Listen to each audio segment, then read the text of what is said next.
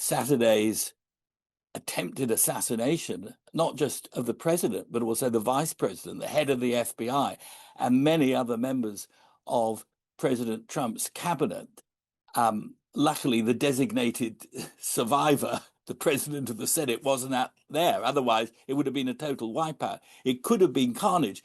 The US security authorities are seeing this as a success. They're saying the system worked. That's what Todd Blanche, the acting attorney general, said.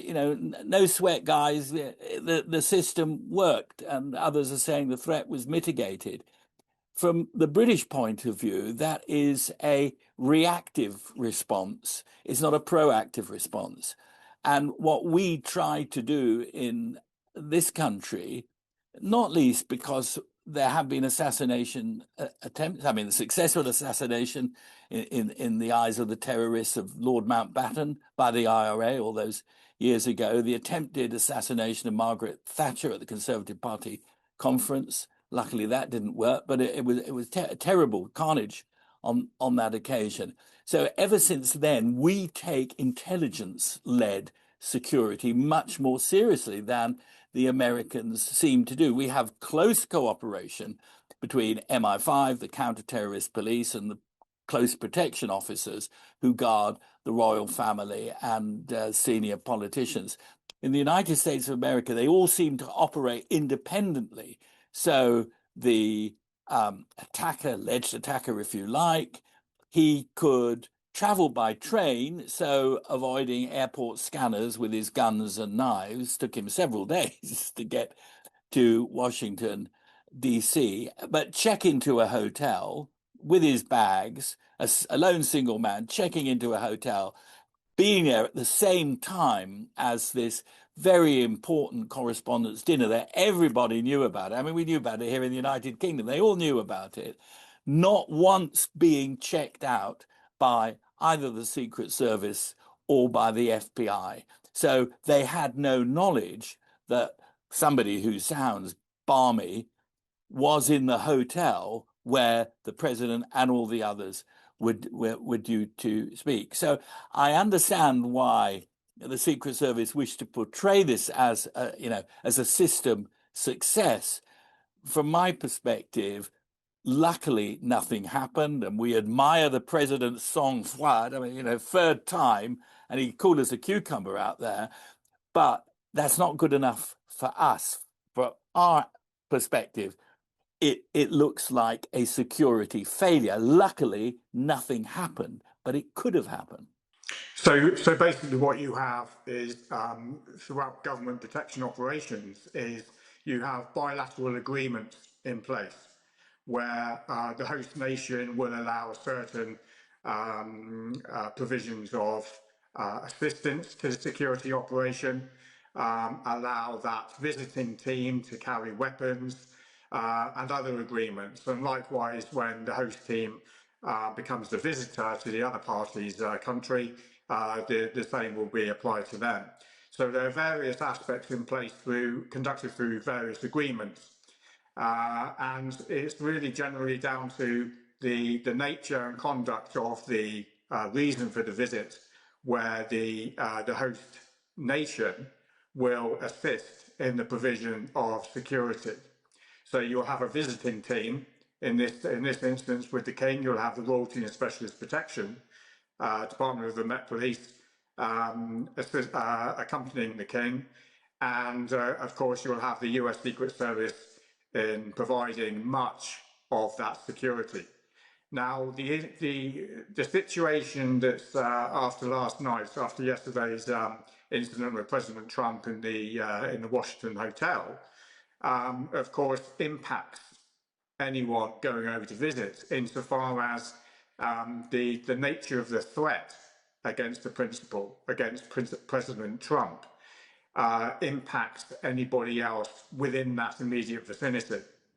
So, for example, if President Trump is a target for an attack, then of course anyone within that immediate vicinity also is subject within that same risk to threat. Now, the difficulty we have is the fact that it was conducted by a lone wolf attacker, and protection operations are first and foremost intelligence-led. So you will have the nation's intelligence agencies that will listen to the networks. They will have profiles of interested characters, and investigations where and when required will be conducted. So there's a whole host of conduct going on in the background, even prior, months or possibly a years in advance to a scheduled visit or a scheduled function.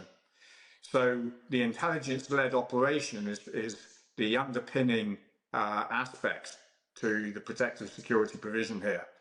So with lone wolf attackers, of course, these people are often, for the most part, they're off the grid as far as there is no intelligence to them. They are usually of a warped mindset for the most part. And of course, there's nothing to prepare for a specific individual. So what they have to put in place is security measures to combat lone wolf attackers. Now, what has just happened with President Trump and the recent proposed visit of the King is that naturally there's going to be a huge concern over that particular threat of a lone wolf attacker, because all of the other security infrastructure would be in place as per any normal visit. These things have been conducted for decades. The US Secret Service and the British, as well as other countries, they're very adept to the provision of protection to their country's leaders. And so what you have is a situation where, with lone wolf attackers, is naturally a fairly new threat to a certain extent. And of course, that is going to be the main concern of the Royalty and Specialist Protection. Are there going to be sufficient measures in place to combat, to counter lone wolf attackers? And of course, the interaction with the public, the distance between the King and the members of the general public is going to be another concern.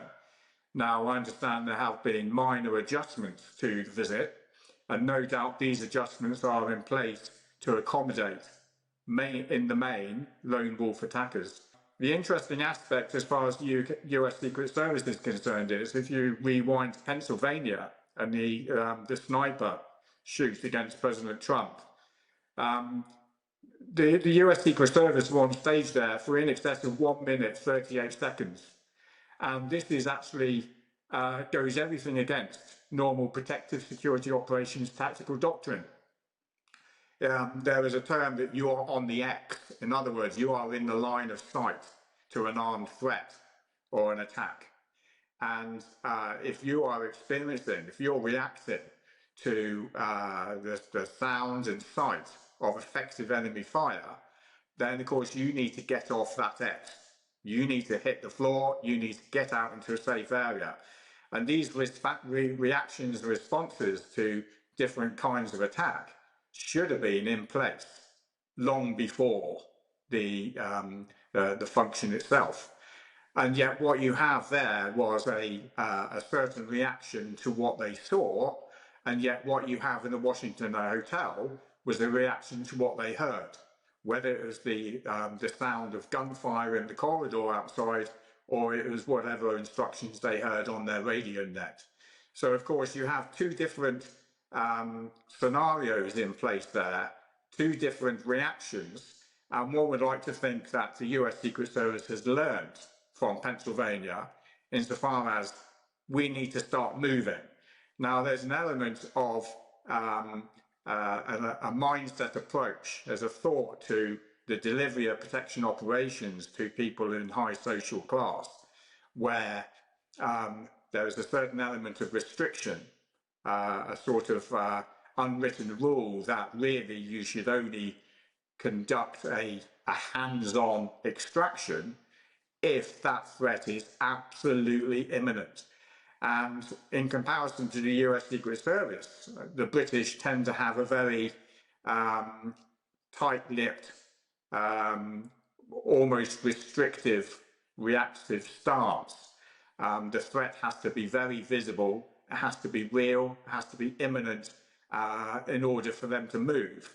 The Secret Service, in my view, do not come out of the attempted assassination attack on President Trump very well. So I think we will be somewhat skeptical, but undoubtedly, I don't like using the phrase they'll call the shots, but it will be the Secret Service who call the shots on the Brits. The Brits are the guests of the US. And you do have this problem that we here in the United Kingdom increasingly, since the assassination of Lord Mountbatten, since the attempted assassination of Margaret Thatcher at the Conservative Party conference all those years ago, we have laid very heavy emphasis on intelligence-led security. So involving our security services, involving the security services in the work of the counter-terrorist police, knowing where to look. You know, the key here